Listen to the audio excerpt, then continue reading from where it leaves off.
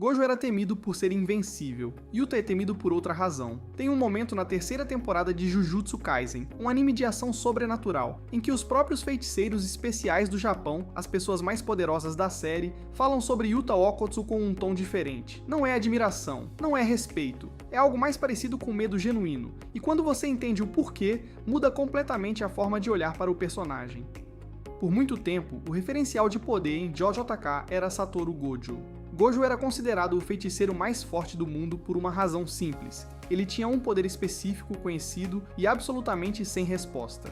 Nenhum inimigo conseguia tocar nele. Era uma equação matemática, você colocava qualquer ameaça contra Gojo e o resultado era sempre o mesmo. Mas Yuta não funciona assim. Yuta Okkotsu é um garoto que quando era criança ficou tão apegado a uma colega chamada Rika, que depois que ela morreu num acidente de carro, a força desse sentimento a transformou em uma maldição.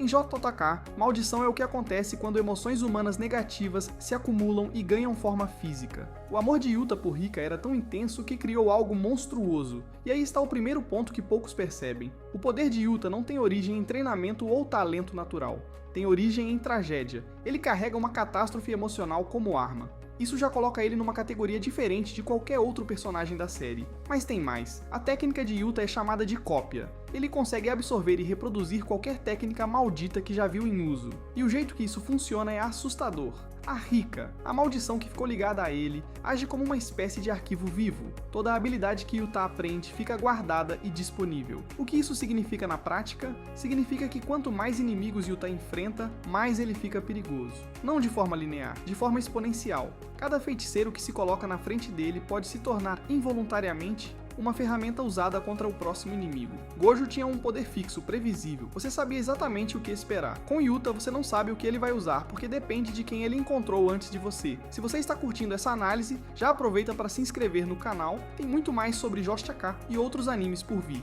Agora vem a parte que muda tudo na temporada 3. Quando o Culling Game começa, um torneio de sobrevivência criado pelos vilões, onde feiticeiros são forçados a lutar uns contra os outros. Yuta recebe uma missão que Gojo nunca recebeu: matar Yuji Itadori, o protagonista da série. Gojo nunca matou um colega feiticeiro por escolha. Era um dos limites morais implícitos do personagem.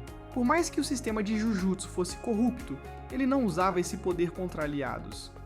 Yuta chegou no Culling Game disposto a cruzar essa linha, por ordem da organização, por consideração fria do que era melhor para o mundo. E só não fez isso porque viu pessoalmente quem Yuji era. A decisão foi emocional, não racional. Isso é o que torna Yuta genuinamente imprevisível de uma forma que Gojo nunca foi. Gojo tinha princípios claros. Você sabia onde estava a fronteira com ele. Com Yuta, a fronteira depende do que ele está sentindo, do que ele viu, de quem está em perigo naquele momento. E isso é mais aterrorizante do que força bruta. Tem uma lógica interessante no universo de JJK sobre o que torna alguém perigoso. Poder é quantificável. Você pode treinar, pode se preparar, pode tentar ter uma resposta. Mas imprevisibilidade, a sensação de que você não sabe o que o outro vai fazer porque nem ele sabe, é o tipo de ameaça que não tem contra-ataque fácil. Gojo era o limite do poder, e Yuta é o limite da lógica. A temporada 3 está construindo isso gradualmente. Cada episódio coloca Yuta em situações onde a resposta correta e a resposta que ele vai tomar são coisas diferentes. E isso cria uma tensão que vai muito além de batalhas de energia e explosões. A pergunta que fica no ar não é se Yuta é mais forte que Gojo.